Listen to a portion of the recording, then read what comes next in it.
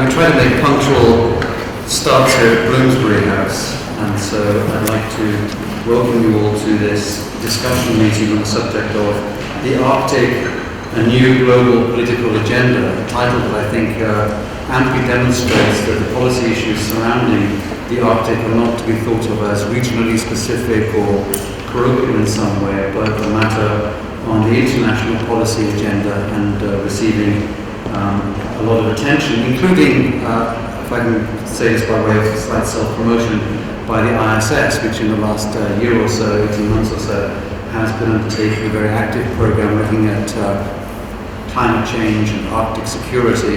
And what we've tried to do there is to disentangle the various what might be thought of as geo-economic strands of this policy question, the geopolitical dimensions of it, and also the military aspects of it. And to that end, we've been holding meetings in Brussels, in Washington, D.C., and there'll also be a meeting in Stockholm in April that will try to complete the task of drawing some of these strands together in a very comprehensive way, and in a way also leading to the publication by us of a substantial Delphi book written by two of the program managers, namely Christian Lumiere of the ISS and Jeff Mazur, both of whom are in this room and may have interesting questions to pose as we go on. I think it's also a measure of the importance of the subject that countries now have Arctic ambassadors. I think Klaus Holm's formal title may be Undersecretary for Arctic Affairs, but Arctic Ambassador I think captures very well the sense of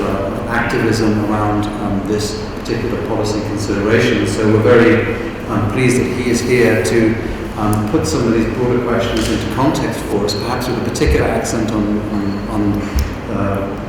Denmark's own perspective, but perhaps drawing attention to some of these wide international aspects of it.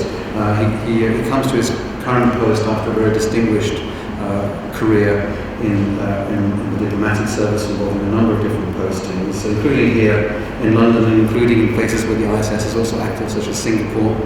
But we're very pleased to welcome him here today, and we'll turn the floor over to you for a presentation that I think will involve a PowerPoint. Absolutely. And then some questions, I hope, from the floor. So, thank you very much for being here.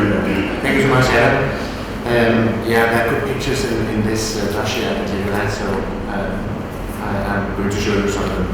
Now, when I look at this first presentational slide here, I'm actually reflecting on that there are actually some things that are not very precise or even wrong in this, and it's my own fault because, first of all, the agenda is new, but it's not only political, it's also economical, cultural, and has other aspects of society involved as well. Then the word Arctic ambassador, which you also referred to, it's a strange title because the Danish ambassador to the US is not the American ambassador; it's actually the Danish ambassador. But I'm the Arctic ambassador, although I don't have an igloo on the North Pole or anywhere else. I'm based in Copenhagen.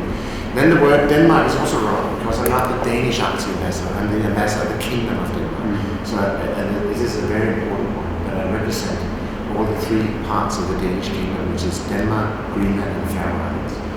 And with the self-government legislation that we have in place for these two parts of the Danish Commonwealth, it's a very important point. But what I'm going to do now is going to rush you through a very, very broad and complicated agenda, this new political/economic agenda of the Arctic.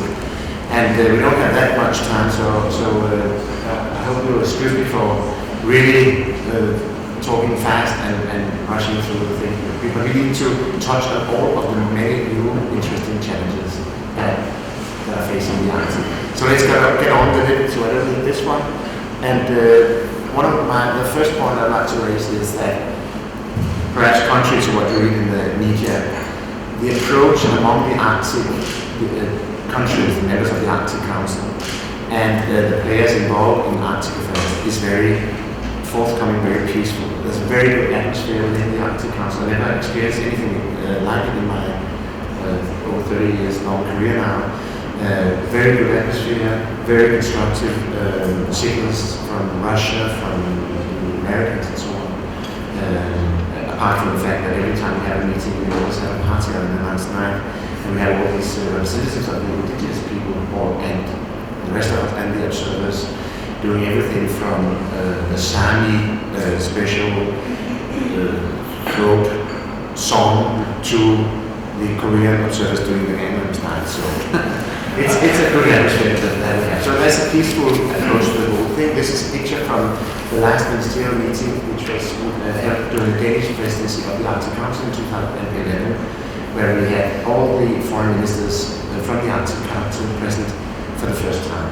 So this is just a sign that this is gaining importance, and we'll definitely see a high level of representation for the next ministerial meeting in Kiruna also. So first, really, agenda point I want to touch on is the opening of the new maritime routes, the northeastern passage, as it's called, or the Northern Sea route, the NSR, and the northwestern. Now, what are the sort of problems, if you want, here? Well, first of all, there is this possibility that the ice is melting, and we can now sail from, say, Rotterdam to Yokohama and cut 40% of the distance. So the air can save some bulk by using that sea route. And if you go from Rotterdam to Seattle, it cuts the whole thing by 25%. So that's good money to be earned. But it will also redirect a lot of shipping, and that makes another point relevant for me to say, which is there isn't any single point regarding the Arctic which doesn't touch on a player far away from the Arctic.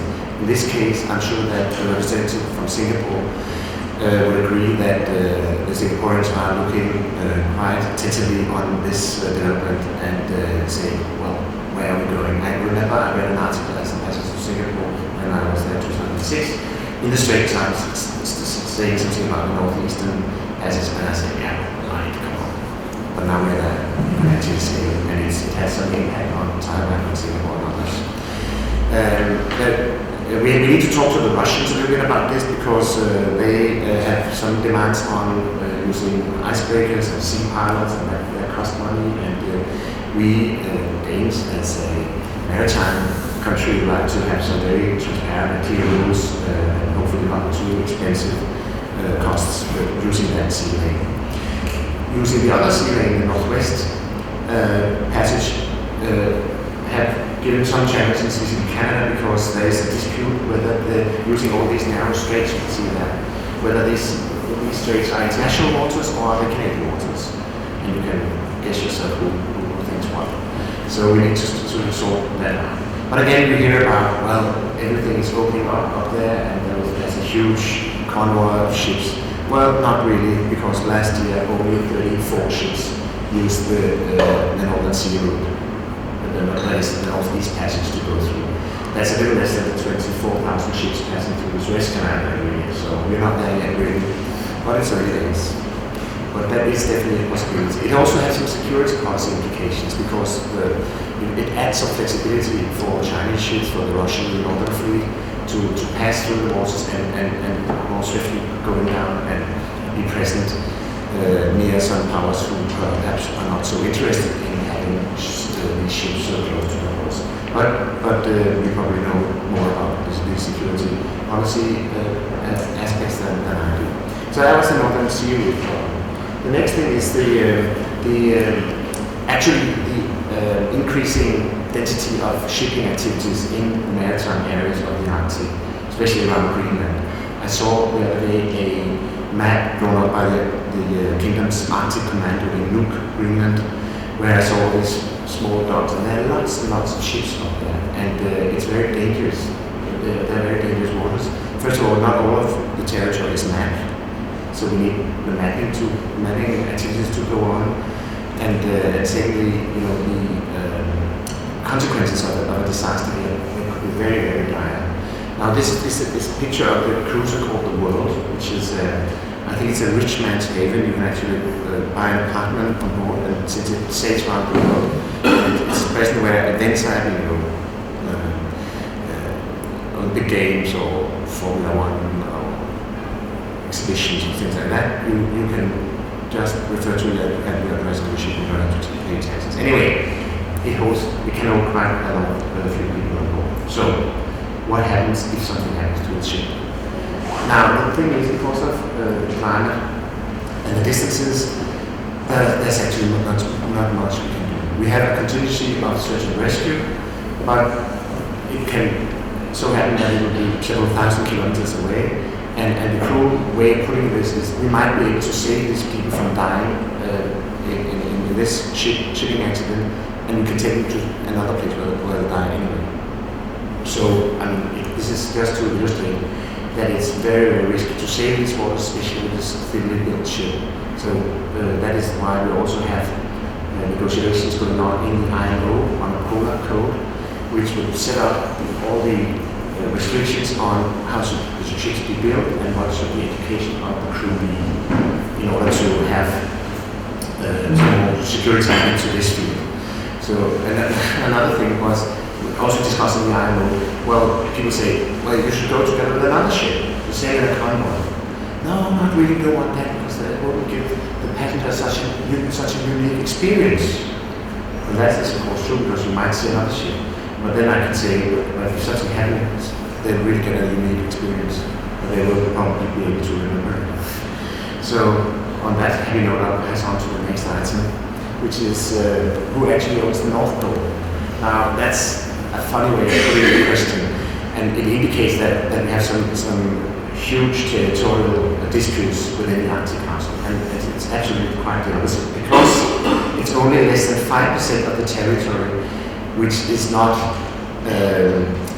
properly divided between the stakeholders. So it means that, to be honest, apart from a few border negotiations between, for instance, Denmark, Greenland, and Canada, and Russia and Norway, most of the territory has been attributed to one or another country in the Arctic. But especially the North Pole is disputed. But luckily, again, referring to a peaceful approach, there is a clear procedure within the United Nations North Sea Convention, the UNCLOS, stating exactly how this is going to go. And it says that everybody should hand in scientific arguments for claiming the territory into the Commission of the UNCLOS, the convention, and then they look at it, and then they come out with a sort of verdict or a decision. Now, not to be too technical, but for instance, just to give you an example of what the science could be. If you look at this map here, we have Greenland here, actually green, and from Greenland's north coast, excuse me, there's a sort of cluster of mountains going out into the maritime continuation of Greenland, out into the water. Lots of huge mountains, really. One of them nearly 3 kilometers high. And it's called the Lomonosov Ridge. And we are, from the Kingdom, claiming that this is a natural part of Greenland, so it actually stretches all over to Russia. So we claim that this would be more or less the territory that we think should be Danish/Kingdom of Denmark, with Greenland in front. And but the sad thing here for us is that the Lomonosov Ridge actually goes all the way to Russia, so they claim the same but the other way around if you want. So they also say, well, this is a continuation of Russia, and so what will happen? Now all these scientists, these are the ones, this is the Danish expedition, sails out to do seismic investigations, find out all the arguments to sustain that this is Danish territory. So what will happen to these 6,000 pages that are going to hand in next year? They're going to study it for 10-15 years in that commission, and the answer would most probably be, well, we have gone through all these 6,000 pages, and you have actually, in your submission, substantiated that this is an actual Greenland territory. So congratulations on another day. But the funny thing is that they'll say the same thing to the Russians, probably, because it is most likely a continuation of the Russian mainland out into the sea and over the North Pole. So there will be an overlap up here in the claiming of territory. So in 10-15 years' time, there will be a discussion and negotiation between scientists, lawyers, and politicians. That's not so good. But then also diplomats, which is quite good. And I'm happy that I can say for sure that I will not deal with that one since I will be retired. So what could the end result be? It could be that we have, that they say, well, we'll do piece slices, of course, like, let's say this Canada, Russia, Denmark. Or you can do this romantic solution, as they call it. You have a circle here around the North Pole. And then it's no man's land or every man's land. It's World Heritage, you don't touch it. And then from then on, you can do some slices. But the thing is, of course, that there is some natural resources down there on the seabed, but it's difficult to get there. It's at some places more than 4 kilometers deep. So I think the world should, I hope really the world will be mature to follow that. But that would be after the procedures, because we have all promised each other that we want to follow the procedures in the Downwind Convention. So, but this just to outline some few possible solutions. In the meantime, we have all the gimmicks by the Russians planting a flag in the bottom of the sea, in the seabed in the North Pole, and even the Danes can play that game as well. Since we had the wonderful Danish expedition there, it's difficult for you to see, there are a lot of flags. It was very international delegation here. The Americans, the Swedes, the Spaniards, the Canadians, and others were there, and they all had the flags waving. And then they took the picture, the Dannebrog, the Danish flag was absolutely. So what to do? Thanking God for photoshopping. So now you see a very stiff Danish flag photoshopped on that picture. So because we want to definitely have our own flag present. And then we also added our flag on Hans Island in 2002, which is a disputed island between Canada and Greenland. And the Canadian Defense Minister himself pulled down the flag, put it in a Danish pastry box and sent it to the sea in Ireland, and it's now on the wall of the head of the naval service in Copenhagen. So we have our small games here. But it's so fun. It's not important, it's only games. And the Russian Archbishop actually blessed the North Pole the other day. I don't know whether that would make the North Pole getting closer to Russia or to God, really. The next item will be oil and gas, and the question here is, where is it? How much are there? The Americans claim that 30% of the, or 33% of the world's known gas resources would be in the Arctic area, and 13% of the oil resources. So that's a huge amount of raw material. And the problem is that we know it's there. When I say we, it's Denmark and Greenland, because there are huge deposits of oil northwest of Greenland and northeast of Greenland. But they can't find it. So I heard the other day a Danish oil company saying to me, that was the Maersk, I think saying that. The company said, well, we just hope that somebody will find oil. You don't very often hear that from an oil company. We ought to find oil. So they said, well, we just need some momentum in this because we can't find oil. So that's a big problem, of course. But I think we talk about huge resources. And also, when is it going to materialize? Well, everything about the Arctic has a long horizon. I mean, the territorial dispute 10, 15 years, elaborating northern sea lanes, many years. This oil, when it's supposed to find oil tomorrow, it will only be commercially viable in, say, 15 years time, to 2027, something like that. Then we see some oil in revenues for Greenland, for instance. And then we have a very fragile environment, and what we don't want is this, what I call the sad scenario to happen. Now, everybody's very worried about oil disasters. We know that from Exxon Valdez and other disasters. Now, if you look at the Macondo incident on the Deepwater Horizon in the Gulf, the Mexican Gulf in 2010, we had a disaster. 765 million liters of oil was spilled into the Mexican Gulf, but the Americans had the good weather, all the dollars, the ships, the skimmer ships, the floating devices, the chemicals, the volunteers, and I can go on. All these good things, if you talk about that in connection with an oil disaster, they had that. Now, if you turn all that around, you have the scenario for an oil spill in the Arctic. Now, suppose that were to happen at the northwest coast of Greenland, where the huge fisheries resources are. In the beginning of the ice season, it could take like 4 to 6 months to be able to go and find the oil, not the oil, but the well running astray, for instance. And that would definitely be disastrous. And furthermore, there's this ability of oil and ice. When you have the ice, then you get the oil, then you get the ice, then you get the oil. So you really get an ice-oil sandwich, which is very difficult to get rid of. And none of it will go away because there are low temperatures and there are thousands of kilometers to Canada or to some other place where you have the ships, and it would be very difficult for them to operate. They don't have the manpower and so on. So it's absolutely horrible. This is why Greenland imposes very strict standards on oil exploration. They have what we call Norwegian plus standards, and we urge them to be very, very strict on this, because this simply must not happen.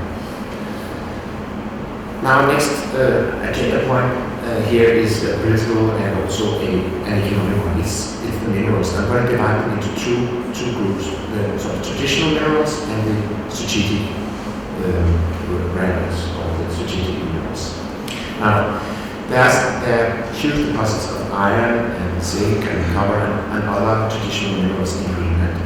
But as one miner said to me the other day, Greenland is possibly the worst country in Michigan to mine, because we have these huge distances. And I can give you one example. That's the project owned by the concession owned by London Mining, which is a London-based Chinese company, which is investigating whether it's possible to get the financing and to do, in practical terms, the investment in an iron ore mine at the bottom of the Nuuk Fjord, which Nuuk is the capital of Greenland. There's a 150 kilometer long fjord.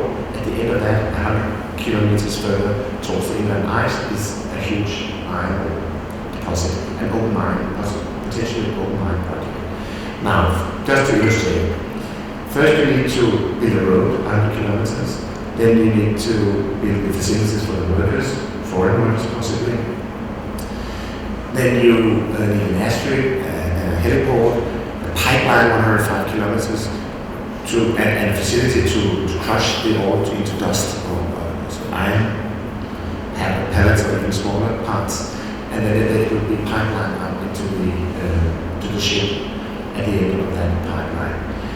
But before you do all this, you have to remove 100 meters of snow first.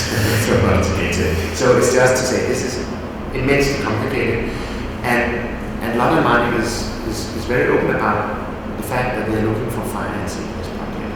And what is looking towards Denmark, towards foreign countries like China, and it's also very clear that it's not possible to exploit this iron ore without having some foreign workforce.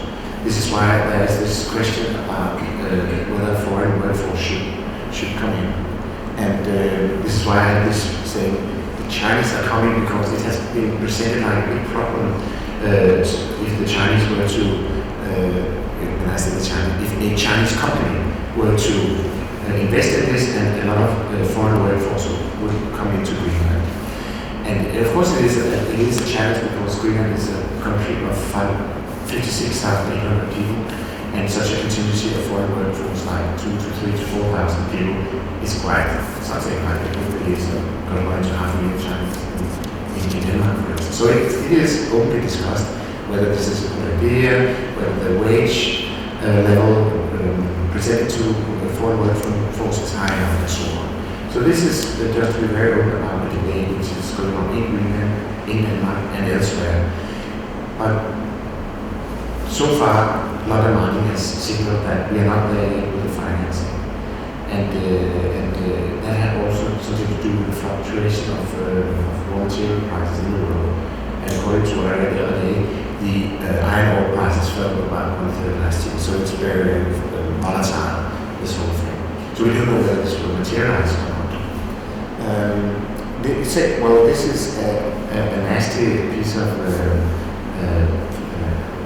statistics, or whatever you should call it. It's an opinion poll stating this fear of a foreign intervention in the Arctic, because the Arctic state are not interested, if you ask the people, to have other people's national, other countries' nationals to do the economic activities. The Canadian asked around if who do you want to cooperate with in the Arctic, and a lot of people actually were afraid of Chinese intervention in the economic sector, because there are rumors that this could be have some foreign policy implications. So, but this is a question which is very open, and the official point of view of, for instance, the Danish government is that we do business in China. It's legitimate that China wants to do business in our part of the world, of course. It's a completely natural thing that Chinese money would be interested in this. The next point, or the next group of minerals, are the rare earth elements. Now, the rare earths are actually neither rare nor earths. They are chemical substances that you dig out of the underground, for instance, in Greenland. The challenge here is for many countries that, due to a lot of factors which I will not go into here, China has a de facto monopoly on the production of rare earths. Used for strategic purposes like mobile phones, radars, fiber cables, turbines, military equipment, as you can see. So they have everything strategic, and China has now a monopoly of 95% of the production here. And a lot of countries are not really so comfortable with this because it can be a strategic factor. So the diversification process has been initiated, and a lot of countries actually do mine rare earths now. The Australians are beginning, the Americans, Canadians, others. So the prices are falling and the monopoly is going down. But there are huge deposits of rare earths in Greenland, and that's quite complicated. Let me give you an example of this. This is a mountain of fuel called directly translated pretzels because of some special figures you can see on the surface of that mountain from far away. So on that mountain, or this mountain itself is actually one big deposit of rare earths. Now, we went up there with the Danish Prime Minister last summer, and this guy there is an Australian, he's called Greg Barnes, he's head of the company owning the concession here. And he said to us, well, we are standing on 4,500,000,000 tons of rare earths, and you can actually go ahead like this because they are right here. I've got something wrong in my office actually. And they are rare earths. And they have a special feature that they don't contain any radioactive material. Normally you get radioactive materials with the rare earths when you mine it. But these rare earths are clean, if you know. But then again, he said we need to build a harbor in the fjord, you can see there, and then facility for workers and the road into a city called Kakotom, which is a southern city of Greenland. So again, it's very complicated and the financing is not there yet. So all in all, it's fair to say that although there's a lot of talk about oil, a lot of talk about minerals, a lot of talk about rare earth deposits, none of these projects have materialized yet, and there's any financing so far. We're still in the process of investigating whether anyone is interested in putting money into this. So this is a very important point, of course, for Greenland. Then a special question is also that's the question about uranium. Uranium is not really a rare earth, it's a radioactive material you know can be used for nuclear energy and nuclear weapons, of course. Now, in Greenland many years ago, the political parties agreed that they should have zero tolerance on mining uranium. There was a time where it wasn't very realistic that it could be done, but now it has become within reach to do it. There's a huge discussion in Greenland whether to turn this decision around and allow for uranium to be mined. But of course, this has to be done in collaboration with Denmark. So Denmark, Greenland in collaboration, because according to the self-government ruling regulation that we have, the area of raw material is now Greenlandic competence, whereas foreign security policy is a sort of common competence between Denmark and Greenland. So we need to talk together before this decision would actually end up with a decision on mining uranium in Greenland. So there will be negotiations going on to Denmark. Greenland regarding this very important point. But it's important to stress that they have not turned the decision around yet. That was the mining sector. Then a little bit about fisheries, just to say when water become warmer because of global warming, the fish migrate to the north, and now we see cod, we see herrings and mackerel in Greenland waters. And that's good for Greenland. And when Greenland actually joined the EU together with Denmark in 1973, soon after opted out of the European Union. As an element in the negotiation with the Union, Greenland actually sold a quota of a cod to the Union, and they got euros back. Now the only thing was that the year after this accord was signed, the cod ran away from the Greenlandic waters and never came back. And so Greenland got all this money for all these years, but so far nobody has seen one cod. But now it's coming back, so perhaps the EU ships will turn up in Greenland. It's just to say that very rich waters, lots of resources, a lot of plankton in the water, more than in hotter or warmer waters, contrary to what you should think. This is why there's so many fish, so many resources. Then the seal issue. Now this is a very sad story because we all know this little pop-up there, which is a very cute animal, which was hugely supported by Brigitte Bardot and Paul McCartney many years ago when there was issued and ban on clubbing seals. Unfortunately, it's not possible for Europeans and others to distinguish between the cute little guy there and the 15-year-old grey seals around the Greenlandic waters or coast. So, EU in 2008 proposed a ban on seal on the import of seal products. Unfortunately, that also covered the Greenlandic seal, and the Danish diplomats had to fight for an Inuit exemption, which was actually adopted, but nobody, retailers, importers, other people can distinguish between one seal and the other seal. So the whole thing has collapsed, and it's a big problem for Greenland as well. So they are trying to diversify the exportation and now also try to, so although it's very hot in Singapore, even to Singaporeans, fur coats, and also to Chinese, Japanese, and South Korean market.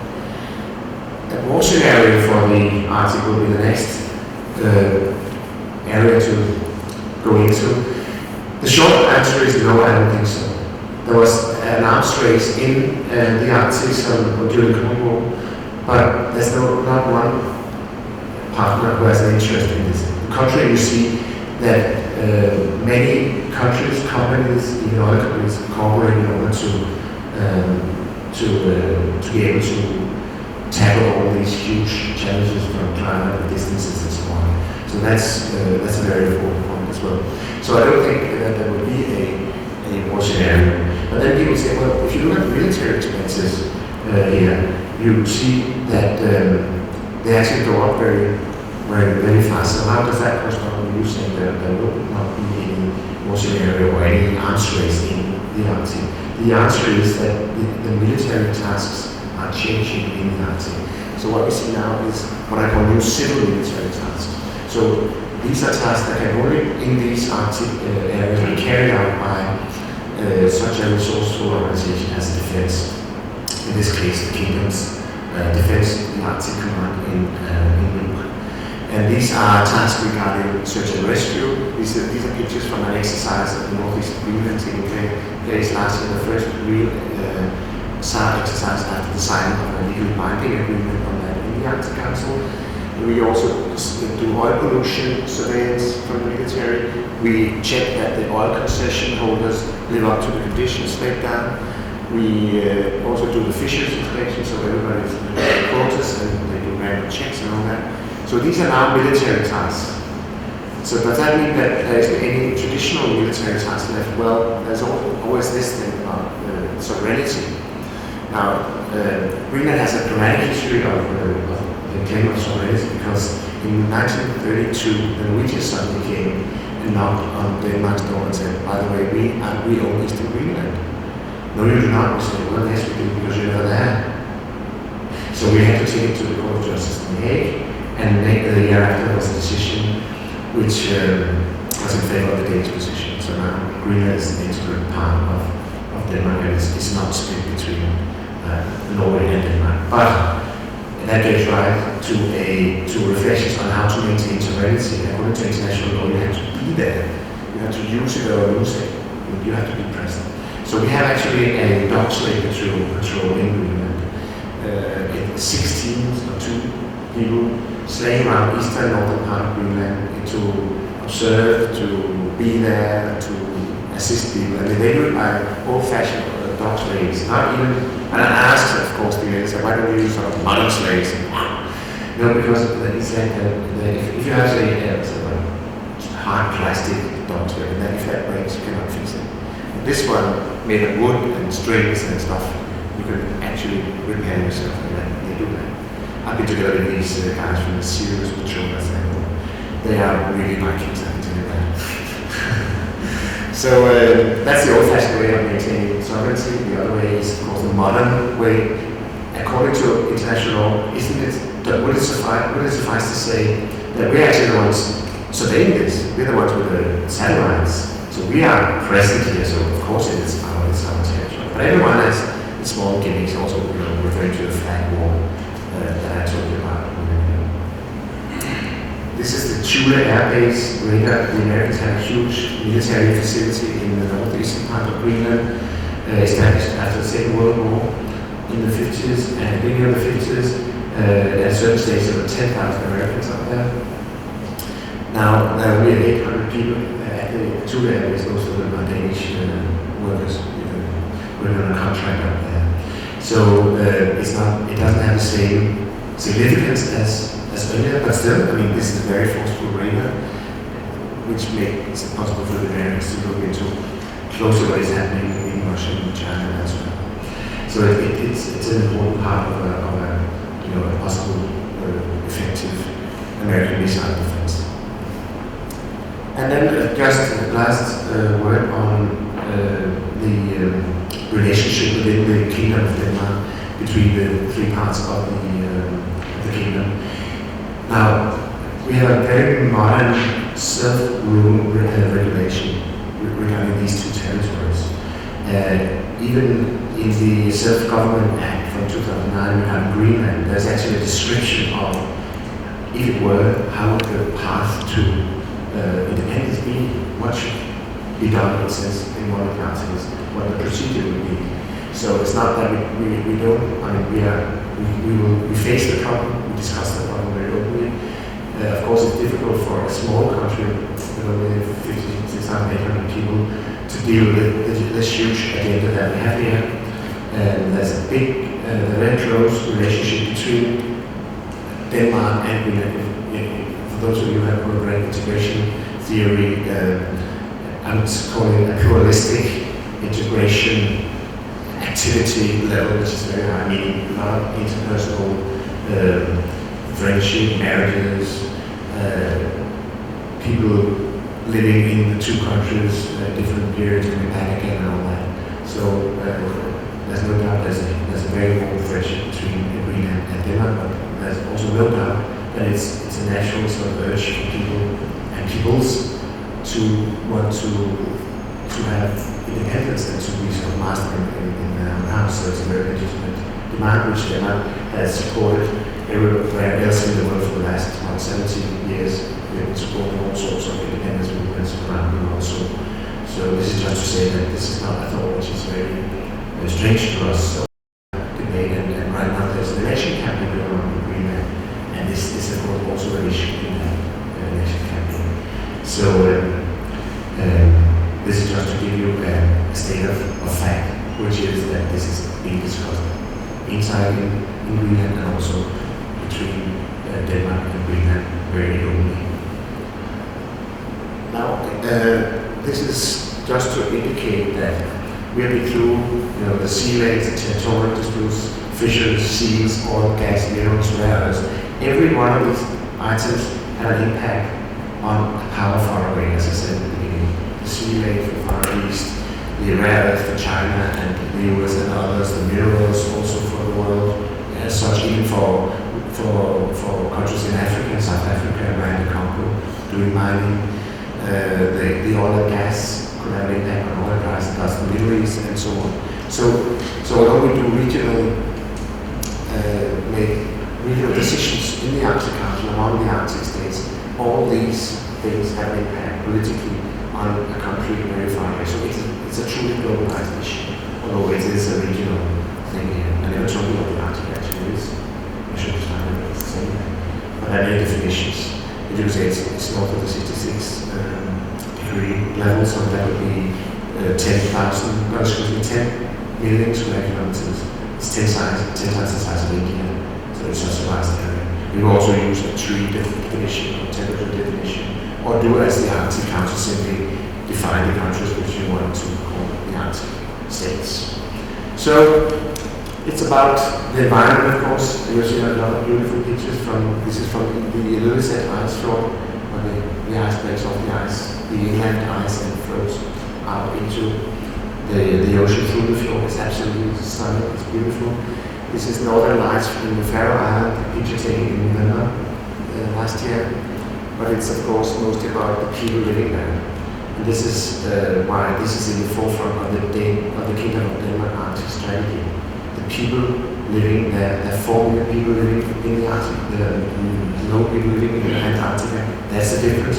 So we need to create good and stable conditions for these people living there. A lot of indigenous people who are also, let's take part in the work of the Arctic Council as what we call permanent participants. So they are very, very much integrated into the work of the Arctic Council. So for those of you who want a recap of some of the things I've said today, you can easily read the Arctic strategy of the Kingdom of Denmark. Although it's one of those pamphlets where you go, oh my god, another one. But this one is really good. So I can recommend that, the Kingdom of Denmark Arctic strategy. So these more or less be the words, and I'm perfectly willing to take questions regarding all this and other things, of course. Well, thank you very much indeed. That was absolutely fascinating presentation. You covered a huge amount of ground. I hardly knows where to begin in terms of following up on some questions. I suppose one of the issues that we might return to is that of in a situation in which a number of different stakeholders or interested parties are so keen to assert claims or to defend interests. Are we internationally equipped with the right kind of structures to arbitrate those and to make sure that to the extent that any conflicts arise, those are handled in a responsible way given everything that is broadly at stake here? But I'd now like to invite some questions from the floor. Yes, and you were the first to catch my eye. If you could, for the benefit of the ambassador, identify yourself and your affiliation. I expect the benchmark around the Arctic coast because very viable statements. And my question is about the Chinese presence in Greenland. And next is transformation of role of nuclear submarine. Sorry, the presence of the transformation of nuclear submarine role. nuclear. Nuclear submarine. Okay.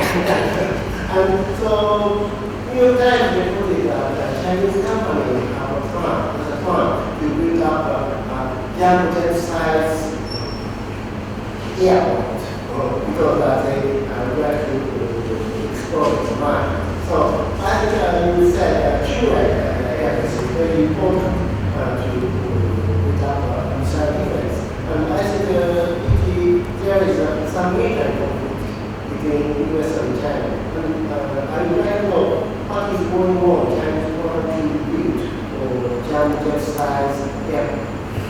And the second question is, in the 1960s and 70s, I think the Arctic was held because nuclear submarine is easy to hide themselves, and the distance is very close between US and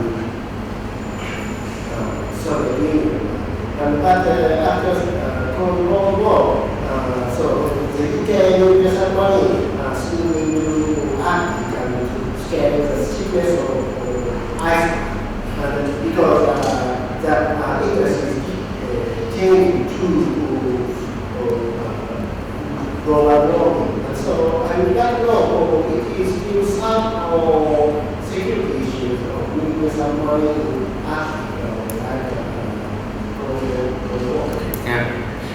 Now, I should perhaps have stated very clearly in the beginning, for those of you following the media coverage of the Arctic, you should really, really be careful and be very critical on what you are reading.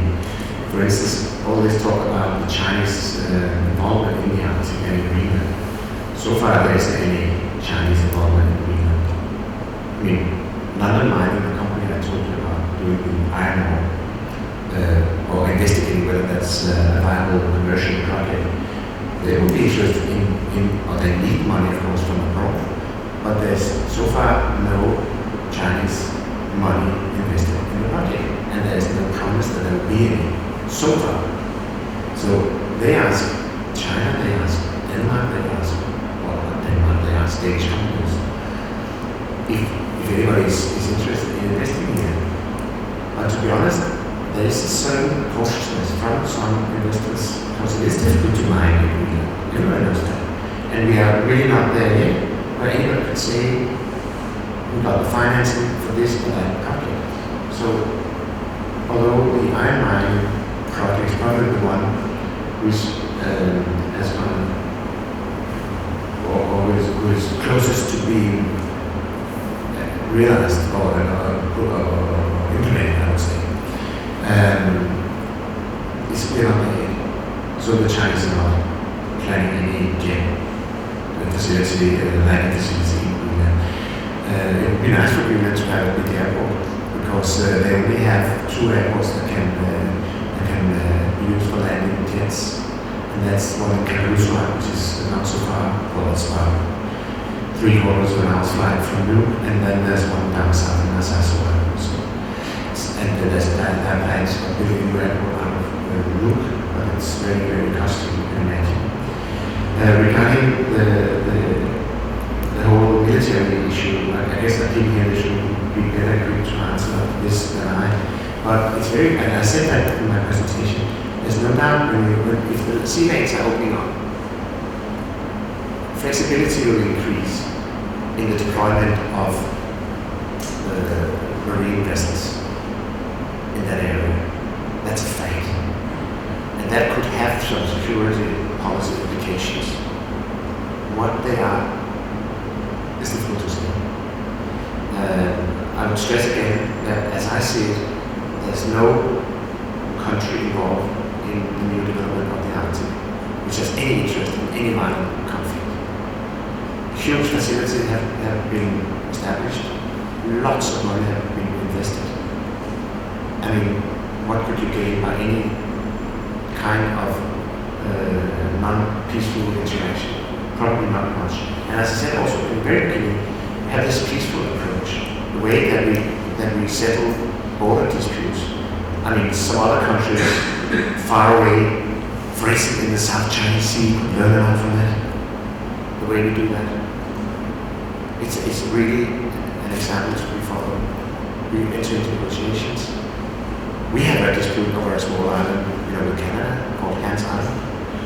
And we just made an agreement with Canada that we will solve that during the Canadian presidency of the Arctic Council from May this year and 2 years ago. And I'm sure we're going to find a solution. So there's a peaceful sort of atmosphere around this. And I'm pretty sure that this would prevail. Thank you. Yes, you at the back. Matthew Willis of RUSI, the Royal Atlantic Services Institute. A lot has been made about the interest of countries like China, India, South Korea, Japan, and other organizations in getting permanent observer status on the Arctic Council. But as far as I can tell, the Council's purpose will remain the same. It's a forum for discussing environment and sustainability and such matters. It's not really decision-making forum. Even the Search and Rescue Treaty was not so much up to the Council as negotiated within the framework of the Council by the states.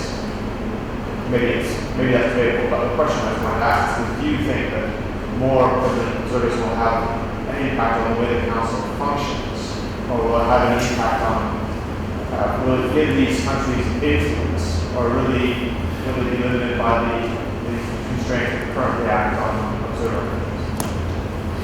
Yeah, this is a very good question. Now, first of all, just for those who are not so well into this challenge, if you want, for the Arctic Council. The Arctic Council consists of the 8 Arctic states. It's in the northern 500 countries, and Canada, Russia, and the United States. And a number of countries like China, South Korea, Japan, India, Singapore, Italy. And the European Union have asked for permanent observer status at the organization. And that decision was should have been taken in May last year, and that wasn't done, and now everybody expects that decision to be made at the ministerial meeting in May in Kieran, Sweden. So, what will happen? Difficult to say. There's been an open debate that some countries are a little reluctant on this. Canada has been mentioned, the United States has been mentioned, Russia has been mentioned. I would say it's actually a pity that this is this has become such a political problem, because the substantial difference of being an ad hoc observer, as many of these countries are now, instead of becoming a permanent observer, is not very big. First of all, as you said, the Arctic Council is a lot about research and doing environmental studies on the impact of global warming, the impact of the melting ice, the permafrost, and all that. And to be honest, following the formal meetings of the Arctic Council, it's not that much politically interesting as following the informal sessions. But at the informal session, as the word says, we can actually exclude, and we do, all externals. So the impact of becoming an observer is not that big. And I can say very clearly that the Danish position is that we welcome observers. We find they can contribute to the work not only of the political bodies, like senior Arctic officials, meetings, or ministerial meetings, but they will also add to the quality of the work of the working groups and task force. So we very much welcome that. But some of the members of the Arctic Council think that it could be difficult to have a lot of observers, even more observers than members. But it would be our response to that this is a practical thing. We still sit around the negotiation table, the 8 members, and I don't really care whether there are 30 observers following the work we do. Will it give any influence? It's all, networking matters, presence matters. So yes, I think, of course, it's better to be there than not to be. But it's not going to change dramatically the work of the Arctic Council. That's definitely not my view. But some of the countries are quite reluctant, and they might have some other political reasons for being more skeptical towards observers than, for instance, Denmark is working independence. You said in front of me. My name's Graham White, And a sailor, yeah. you mentioned the dispute between the United States and Canada about the status of the Northwest Passage. Yeah. Could you just outline where everybody else sits on that issue? I don't really, the answer is that I do not know all the positions, but I guess that as a maritime, or the state, members of the Arctic Council, many of them are huge maritime powers, Denmark and Norway, for instance. And we are in favor of opening up, of course, sea routes for our commercial ships. So we would be on the multilateralization front, if you want, regarding this issue. But again, I mean, we haven't reached a point where the Northwestern Passage has been very important for us. Denmark is actually one Danish company called Nordic Bulk Carriers.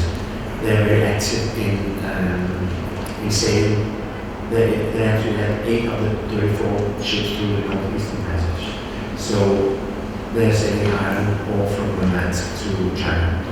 It's just to say that we as a shipping nation, we're very interested in opening up these new sea lanes. So we will work for having as few obstacles as possible, be very tough demands on the conditions under which you should sail, to legal restraints on how to use this or that stream. But we're also very keen on the security. And I'm pretty sure that the Canadians have good reasons for being very cautious on sailing these waters because of the very dire consequences and oil spill could happen in these very, as I say, narrow waters. Kristen, yeah? Thank you, Alistair, for your fascinating talk. I wonder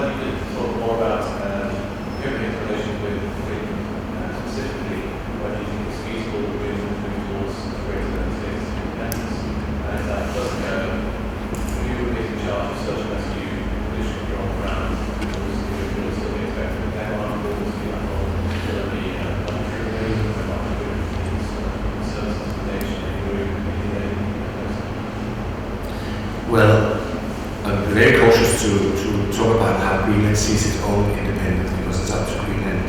But what I can say very clearly is that the self-government legislation which was put in place in 2010 is a very dynamic piece of legislation, meaning that within that Greenland can develop its independence and can take home, as it's called, directly translated from Danish to English, take home more competence areas. So that would be a natural process. But of course, financial responsibility comes with some of these things. And I mean, doing search and rescue would be a huge task for a small society anywhere on the planet. So I'm pretty sure that we need to have an arrangement with the involvement of the Danish Navy in the future. But that's not really disputed right now. So this is not what we're talking about. The sort of political discussion or point or position here in Denmark is, if you look at the Commonwealth, Greenland has the right to opt out if they want. It's even described in the legislation how to do it.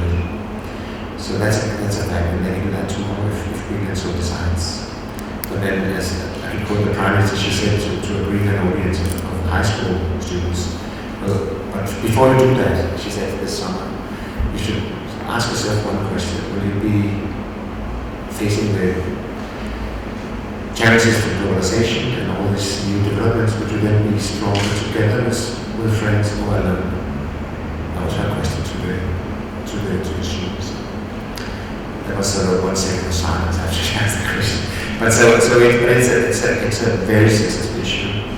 But there's no doubt that the political parties in Greenland have it as a part of their, and most of them at least, of their party program that they want to enhance independence from Denmark. But then they differ a little bit on how and when this could be done. And of course the money issue is there. The Danes pay a block grant of 500 million euros every year. This is in the legislation that will go on doing that. It will be regulated with price and inflation, of course, but still that would be the amount that Denmark pays. Greenland doesn't want it to be anything different. They wanted at that time in 2010 to be fixed. Whereas the Greenlandic expenditure go up because they have some social, education and other challenges which takes a lot of money. So they can envisage a deficit in their budgets if all these things about natural resources is not going to unfold or to happen. So the money issue is quite sensitive and it's a problematic one because everyone can see that's not a political judgment. It's a sort of factual, empirical calculation that they'll need at around 150 million euros every year from now on until forever if something doesn't happen. So the money issue is part of the discussion, of course. But that's also laid down in the act. I won't bother you too much, but we pay these 500 million, and the arrangement is that if Greenland were to earn a lot of money on raw materials, the first 50% of the money would be split between Denmark and Greenland until the level of the 500 million euros, meaning if they earn 1 billion euros 1 year on raw materials, when they exceed that amount, there will be a negotiation between Denmark and Greenland on what to do with the rest. So that will sort of fill up, if you want, the block grant for the first 7 billion, the first $1 billion. So that's the arrangement. Let's to the back. The issue about race is sort of highlighted for me by Royal Dutch Shell's decision just last night to pull out of the Arctic after a series of mishaps in 2013. You say that Shell is opting out of? Yeah, last night Shell decided not to go ahead with drilling in the Arctic. Yeah, but that's, well, I haven't really heard that. That's not my question, but that's the news just last night. Okay. My question is, why is the Kingdom of Denmark deciding to open up northeastern Greenland to oil drilling? Why we are not?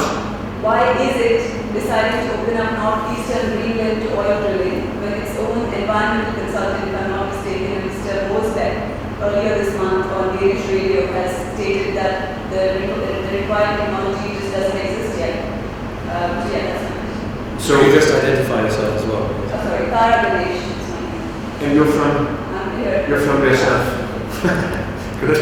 Now, interesting news, but again, Shell is pulling out, what do you say? Yeah. This is the third oil company which then, if your information is correct, which is pulling out and having sort of a standstill on oil drilling. So this is just another sign that it's extremely difficult. Everybody asks, where is the oil? We wish somebody could find it, but it's not happening. And it's difficult for shareholders to go on accepting, for every $1 billion it costs to install or to initiate drilling and not finding anything. So that's one point that the companies are very much aware of. The second point is the huge impact on the revenue of the company if something goes wrong. You just look at British Petroleum in the Mexican Gulf. I mean, they still have ads on American television stating how many workplaces how many jobs they create in the United States, and all the $23 billion they pay out in compensations and so on. So it's a huge CSR consideration to take here. This is why, especially Shell, it's actually a little unfair that they have been the target of Greenpeace's campaign, because I've been talking to them, they have spent a lot of money on security, and they are very, very cautious. I wouldn't know the reasons for them if they are pulling out why it is really. But these are the point that have been raised in the public domain on this. Denmark is not opening up for oil investigation. Greenland is opening up for oil investigation. It's a completely Greenlandic competence area, full stop, 100%. It's not for Denmark to intervene in that decision. That's part of the self-government legislation that have in place. So we're not going to go into that. Denmark wants high standards on oil exploration everywhere. And we also strongly favors the harsh standards that the Greenlandics are putting up, using Norwegian plus standards, as we call them, for the investigation of oil in that area, because of the horrendous consequences of an oil spill in Arctic waters. And you at the back? Canadian Defence Attaché in Denmark. Sorry, you are? Tom Pollock, I'm the Canadian Defence Attaché in Denmark. And you're based here? Based here. Yeah, okay. Yeah. I'd be interested in your views on the role of NATO in the Arctic. Yeah, that's a good point. There is a discussion on whether, even in NATO itself, on whether NATO should be occupied with the Arctic questions and discuss the security policy. I guess there's really not any even emerging agreement on that.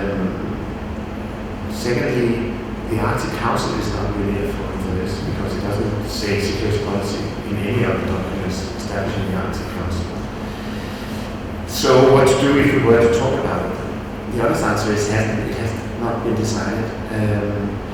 And you probably would give me an extra on Canadian views on this. That would be very interesting to hear, of course. But although we have the basic point that we want as many questions as possible to be dealt with in the Arctic Council, that's also why we want all the observers to join. We don't want anyone to get good ideas to discuss Arctic questions elsewhere than the Arctic Council. And I think that letting them in as observers would be a means to avoid sort of diversification of fora or whatever you call it. And then you could also discuss what is the need of discussing security policy issues in the Arctic. So far, we still see the very peaceful arrangements. We have the oil, the SAR, and the search and rescue agreement was mentioned as one legally binding treaty between the Arctic countries. The first one. The second one is the oil spill agreement, which will be signed in May. in Kiruna. So we are working on legally binding stuff here. And since I called off the war scenario, or some would probably say that we don't really need to have a very substantial security policy debate right now between the Arctic countries. It's not really on the agenda. But there might be, people who have different views. But Or if you could just have a word with the actors and that. Denmark doesn't have a preference in respect of NATO as well. It's simply undecided. Yeah, it's understandable. Yes, please. RJ, National Villages. We touched upon the Hans Island, and we expect to get a solution in Canada during this year. No, they're doing it next 2 years. Next year. Yeah. I thought about what about the issue about Lomonosov, which would it be possible to find a solution in the Arctic Council instead of the United Nations? Well, I think the last thing first, whether it be, I mentioned this long haul negotiation process regarding the North Pole, all the 6,000 pages and sustaining that in bigger submission that this is a Danish or United territory. Could that be solved before that? Well, everything is of course possible. You could opt out of the legal procedures and simply talk to the Russians, to the Americans, and others, and discuss what should happen here. But do that politically. But on the initiative of Denmark in 2008, a meeting was convened in Ilulissat in Greenland. That's what the ice for.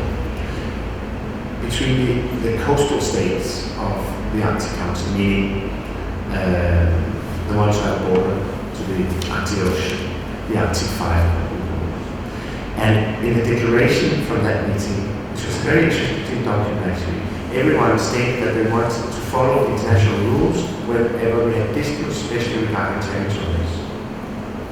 So we sort of shook hands on the fact that we want to follow procedures. Now, why is this so interesting? It is because the Americans haven't really ratified the UNCLOS of the Undersea Convention.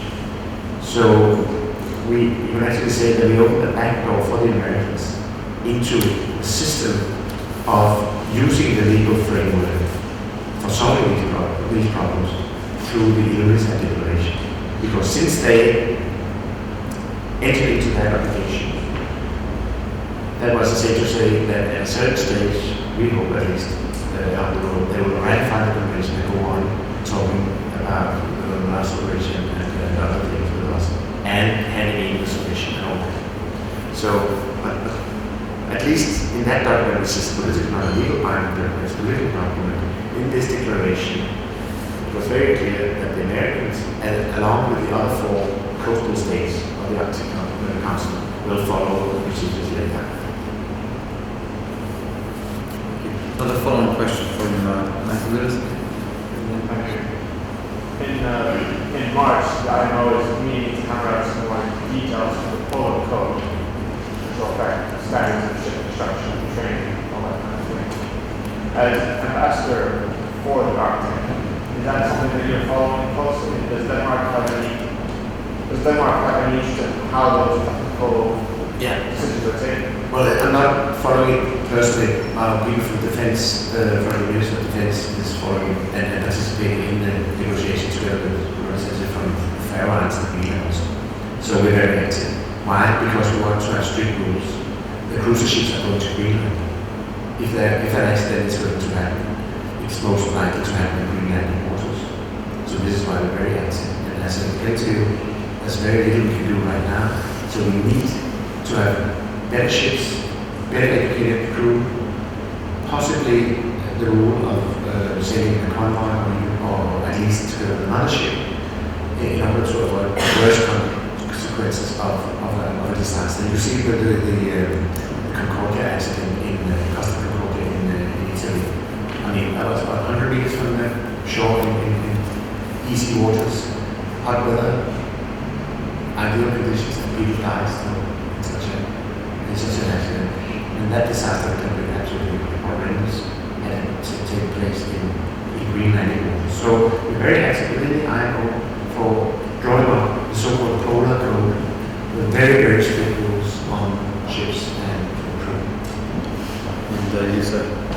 How about your military defense? You are? How about your military defense? Given that you're sort of a peaceful Arctic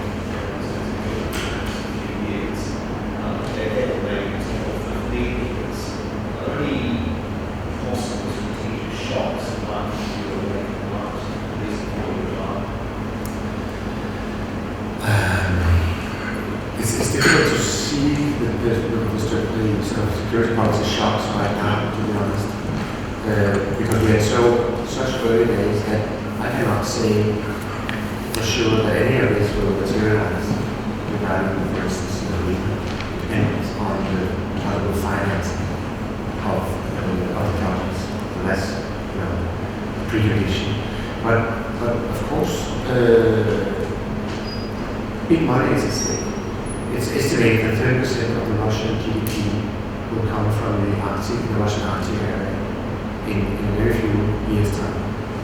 So of course the Russians are very observant on the developments in the Arctic. But as I said, as a senior Arctic official, I'm sort of the core pair of the Arctic Council, and that's not preparing for meetings. I don't sense any hostility from any delegation. It's a good attitude of friendship, and it's difficult to guess or to see that there will be a hostile environment within the Arctic for the foreseeable future. In posing your question, did you have any strategic shocks in mind? Yeah. Is that generally not the question? And do I want to hear about them? What strategic shocks? I don't know, just the word strategic shocks. I'm talking about any environmental disaster. Well, I didn't elaborate on the horrendous prospects for an oil spill in Greenland waters. But I think of those of that sort of environmental, political, or social. Well, the oil spill is one, the search and rescue and also accident is another one. Violent NGO interventions is another one.